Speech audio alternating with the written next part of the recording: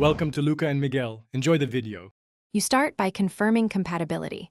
Original versus slim models use different HDDs, so check now. Once done, backup important saves to cloud or a USB stick to avoid data loss.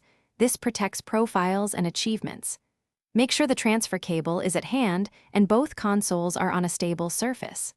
Plug in power and controllers, but leave consoles off while you attach the hard drives. These first steps speed the process and prevent common mistakes. You remove each hard drive according to your Xbox model, unscrew covers, or unlatch the bay carefully, because forcing parts can break clips.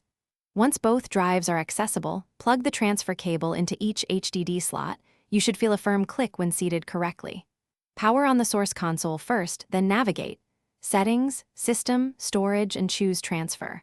You'll see a list of items. Select the blocks you want to move. This method ensures files map correctly between drives. You begin the transfer and monitor progress. Transfers can take from 10 minutes to over an hour depending on size. Once it finishes, power both consoles down before removing the cable. Install the new hard drive into the target Xbox securely and boot it up.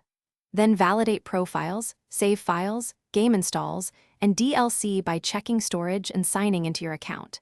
If content is missing, clear cache and resync or redownload from your account. Tip: if transfer fails, try another USB power cycle and reseat the cable connections.